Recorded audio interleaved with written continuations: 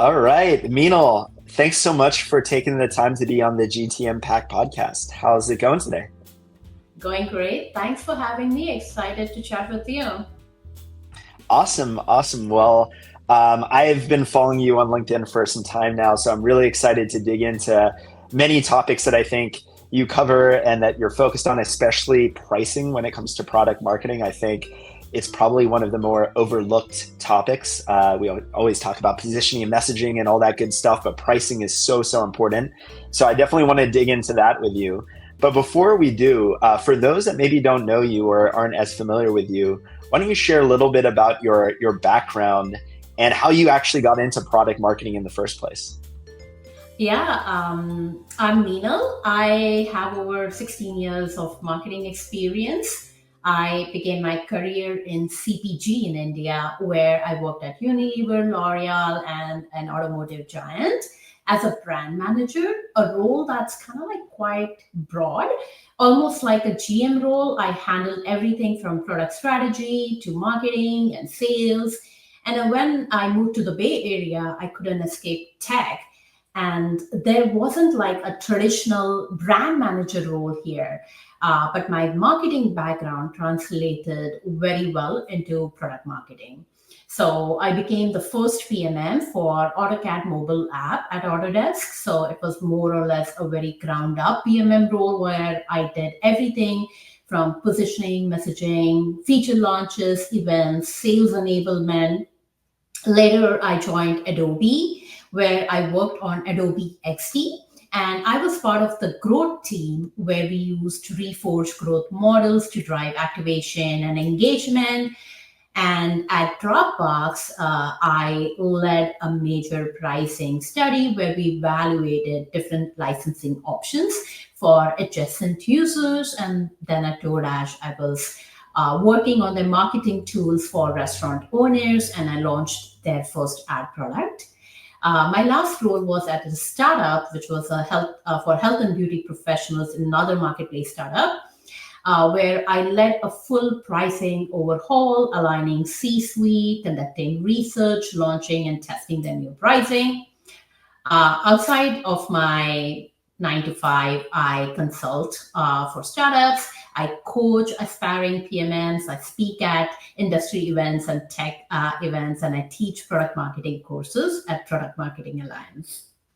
Wow, wow. You definitely keep busy. It sounds like it. And some of those names, I mean, you said it so casually, but like Autodesk, Adobe, Dropbox. I mean, these are some of the who's who in tech. Really amazing, amazing product marketing experience.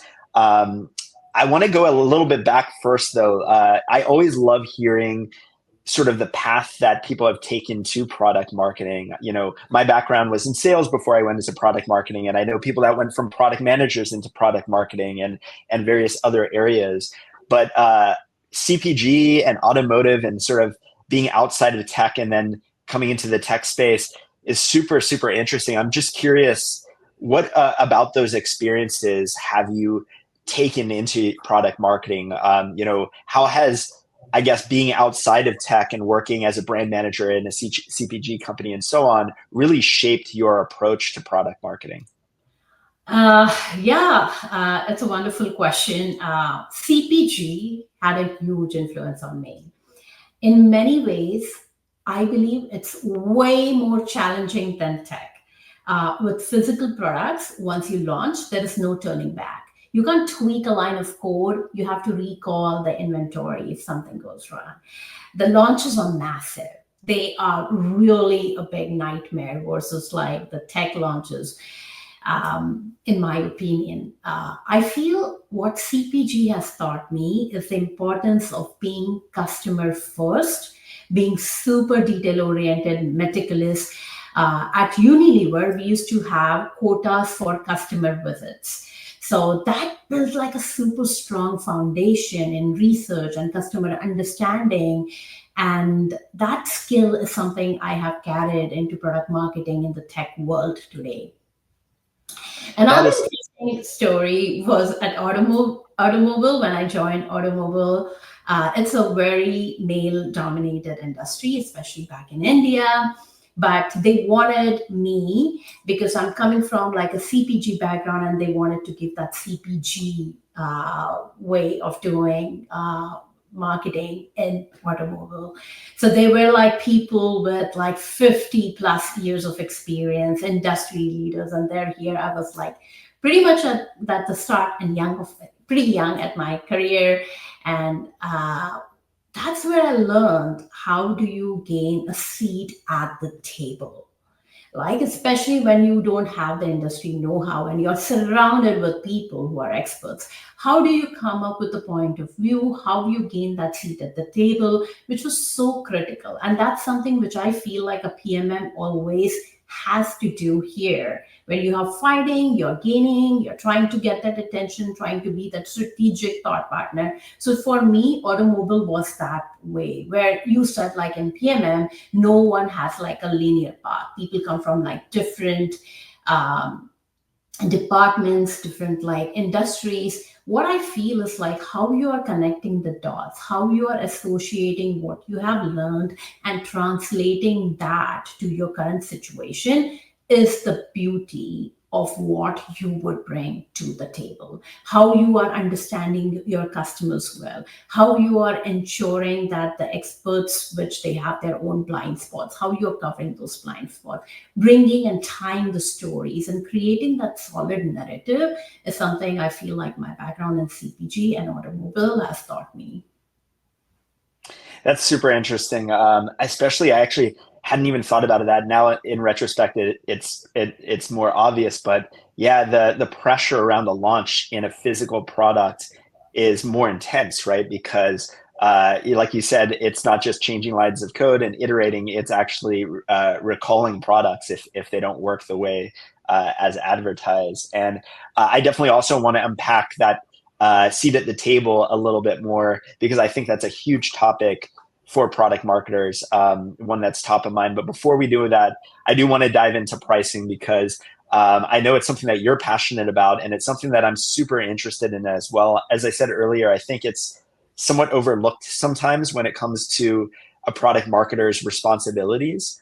And I want to dig in to that topic. So just to start, what got you interested in pricing and packaging specifically in the first place? I've been working on pricing since my early days in CPG. I had ran big, large scale pricing studies, tested discount strategies, and managed like price points like almost every quarter.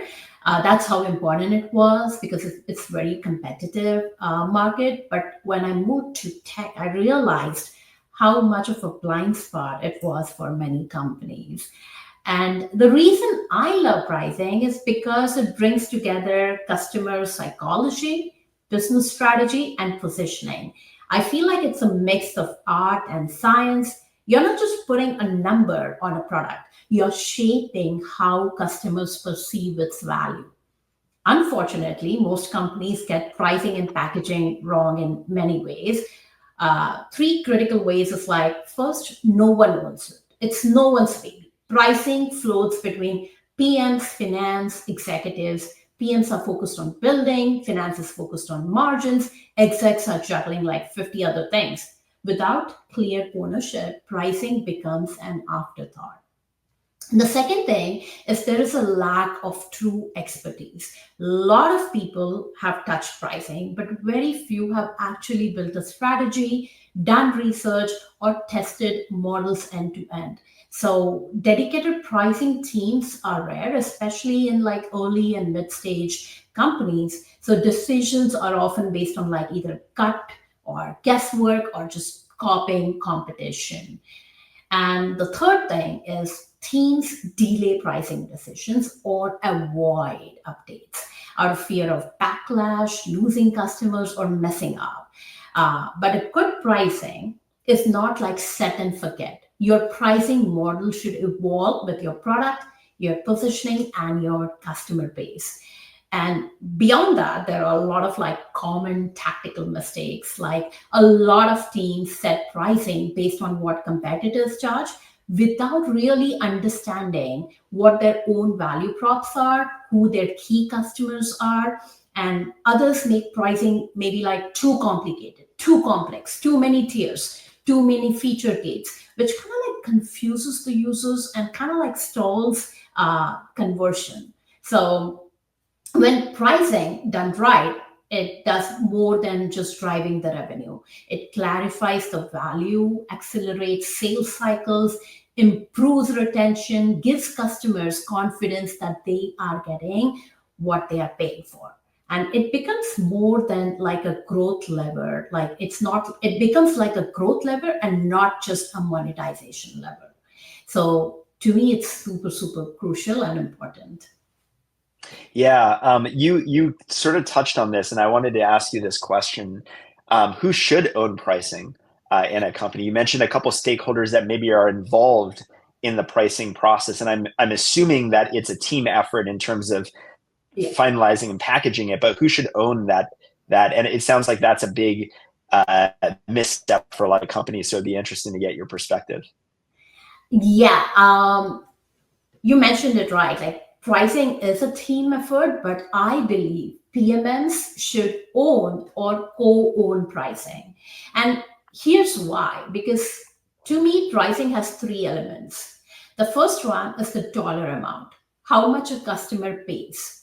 Second thing is packaging, what's included and how it's configured and when you're paying. The third thing is the perceived value, how customers interpret the value relative to the price. So PMM kind of like sits at the center of all of these. We understand the customers, the competitive landscape, and the product. So we own like messaging and positioning, which kind of like directly impacts the perceived value, the customer segments.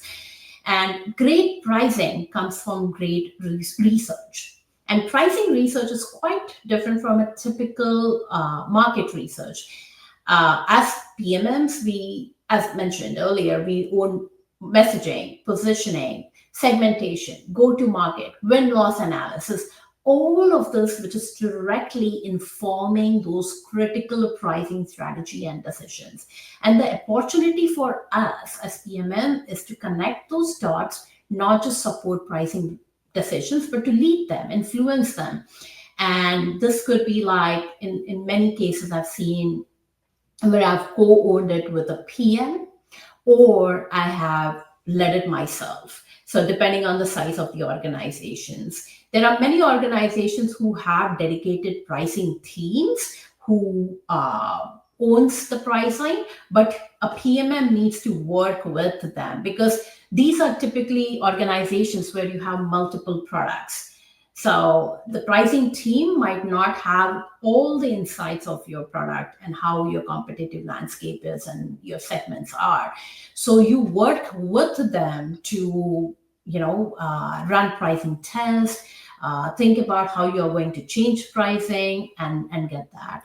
So for instance, at Dropbox, I co-owned it with the PM.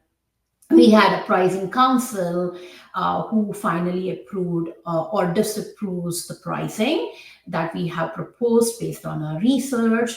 At the startup, it was more or less like a very linear team where I was leading it, and then the C-suite was the main decision maker. Um, and I would have the product team's involvement in that entire process.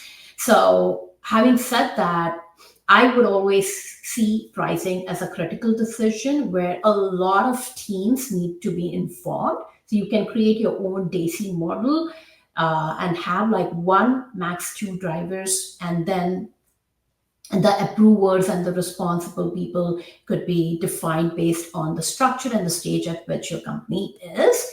But having said that, when it comes to approvals, I would say like a nice set of executives with proper background would be good decision makers, so that you need to balance like not too many cooks in the kitchen but have like the right chefs there to guide this critical decision. Yeah, it definitely is a critical decision. And you mentioned that research is a really important part of that process, right? So I'd love to hear how you've approached research, and maybe if there, I've seen different types of research out there when it comes to pricing. So what are the different types of research that one can do to really understand what the best pricing model or price point even is for their product?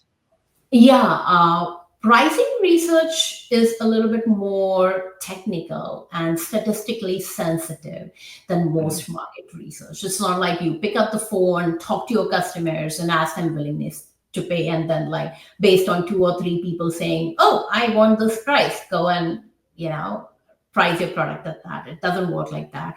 You need to have the right sample size, the right segmentation, and the right method for what you are testing. Say, for example, if you want to like come to design what your tiers would look like, what those feature combinations would look like, what price points would look like, what are those ideal tiers, then conjoint analysis is ideal. If you're looking to establish like a price range, then use Van Westendrop's price sensitivity survey, which typically asks like seriously four questions. At what price point is your product too expensive? At what price point is your product getting expensive but still acceptable? At what price point it's a good deal? And at what price point it's cheap to trust? So the intersection of these would give you the range. And then, for example, if you want to understand what's the feature preference, max difference surveys are the best because they help rank what matters most to the customers. So I usually recommend working with a pricing researcher or an agencies to ensure that you reach that stat seg level, especially if you're making big bets. But PMM should be part of all of this research because at times you have to design test concepts, test like what is the messaging for that value tier. So every all of these critical decisions, a PMM should and must be involved, if not lead. Absolutely. Yeah. There's definitely a lot more thought that goes behind this than just looking at what competitors, as you mentioned. I know you mentioned earlier that that pricing, when done right, can actually be a major growth lever, right? And monetization lever for companies. I'm curious if you have any examples of uh, times where a pricing move or a new pricing and packaging really unlocked like a hidden revenue opportunity for your team.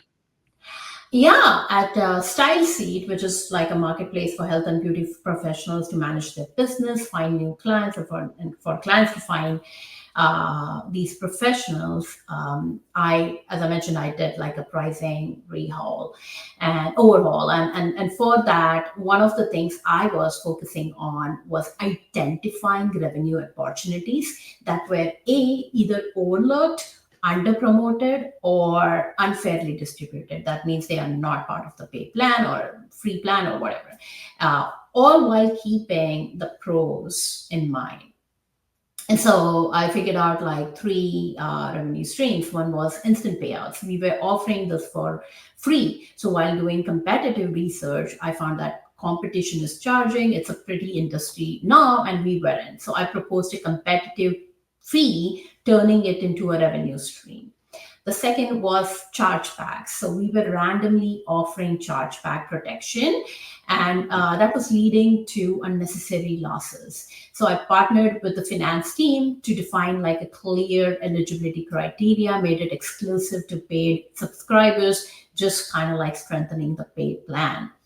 And like the levers for upgrades. The third was through our JTBT BD research, jobs to be done research. I found that over half of our pros need funding, and we had the Stripe loan feature that was not very under promoted. So I started working with Stripe on a grow marketing plan and partnered with the product to surface it in key workflows. So together, these three changes led to hundreds and thousands of like revenue uptake per month. So that was like the money which we were leaving behind, and just like ensuring and understanding and bringing the context, the market context, the customer context, and our own and revenue streams and analyzing them, I was able to drive like very quick impact by tweaking and understanding different pricing levers.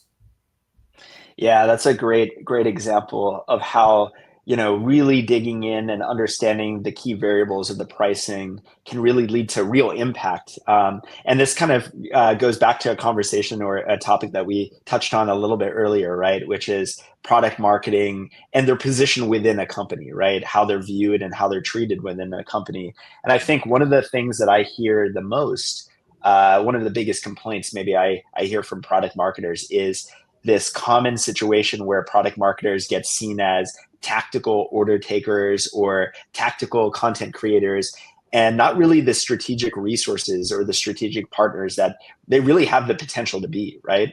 So I Yeah. think your example there is a prime one of how good product marketing and especially with pricing and packaging can really put product marketing into a place of being strategic, right? And having real measurable, demonstrable impact on the organization. But I want to get your take on this as well. Like, this is maybe one of the biggest challenges that product marketers have today is how do they get a seat at the table? How do they show their strategic impact? What are your thoughts on this? How do you position yourself as a product marketer to be a strategic resource and an important sort of part of the overall company strategy? Yeah, I'm really passionate about helping PMMs step into that full strategic potential. And too often, product marketers get pulled into like launch checklist, sales deck, beautifying sales deck, content creation. While those are important, they are output, they are not strategy. I think PMMs get into tactical roles for a few reasons. One, maybe because the org doesn't understand what PMM can bring beyond launch support. Sometimes PMM themselves haven't been empowered or encouraged to ask those bigger questions. Why am I doing this? How is it impacting the company's overall OKRs? How is it impacting my customers? Why now? And in order to do all of this, I feel like one needs to focus on three things. One is like get closer to your product early.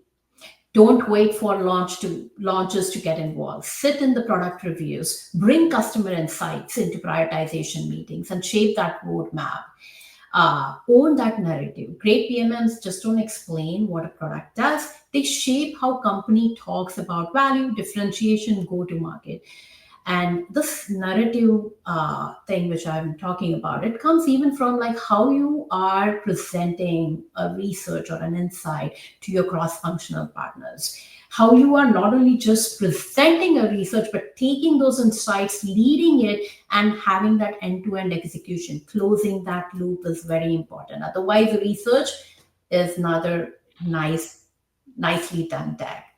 And third thing was bring data. PMMs who can back their recommendations with customer research, competitive insights, or win or loss data can earn a seat at the table. Like I was giving an example of that automobile company I joined. My way of getting the seat at the table was knowing my numbers. I sat. The first thing I did was like I did like almost a month of customer service. I just attended customer calls to understand what are the pain points, what are customers complaining about, because I was supposed to relaunch the product. Unless I know it, how will I do? A ton of market research, ton of research, going to dealership, talking to customers, sitting there, talking to sales representatives, and then summarizing what you have learned in a more meaningful, actionable way. How you are constantly prioritizing. That's something is what you would bring at the seat at the table. How quickly are you learning your customers well? Is what is the beauty of the thing. Like I didn't know how to ride scooters back then, but I damn well knew who is riding, why they are riding, what are their pain points, and that's what makes you a great PMM. So it's not just like leading with an insight or just an execution. It's the whole thing, connecting the dots, telling the story, and bringing your customers at the center, asking the right questions is how you would get that seat, get that credibility, get that trust. And many times, for example, in the automobile one, my manager was amazing. He would also push me. So that leadership push is also very, very critical. Uh, so it's a mix and combination of all of this. And that's how you would get that, own that, deserve that seat at the table. Yeah, makes a lot of sense, and I feel like a lot of that is being that go-to resource that people will go to understand the market and make their own strategic decisions as well. If you can be that connective tissue between the market and the executives in your company and the decisions they have to make, that really pulls you into that seat at the table. So last couple of questions here. This wouldn't be a product marketing podcast June 2025 if I didn't ask you about AI, right? So I do have some questions about AI. And obviously you're a pricing expert, right? So that's one of the areas that I think a lot of people, there's a lot of talk about how AI is impacting pricing trends. I'm curious just to get your take. What are you seeing out there? What are new pricing models? What are new trends you're seeing in pricing and packaging that are being driven by AI? Uh, One of the biggest trend I've been seeing is that AI is no longer a nice to have feature. It's becoming expected, Mhm. especially in the SaaS products. Customers assume that there will be some kind of AI feature like smart automation, suggestion, or something. But what's interesting is that that it's not even like it's expected. Many customers are also willing to pay for it because Mhm. it's easing their life, their workflow, and everything.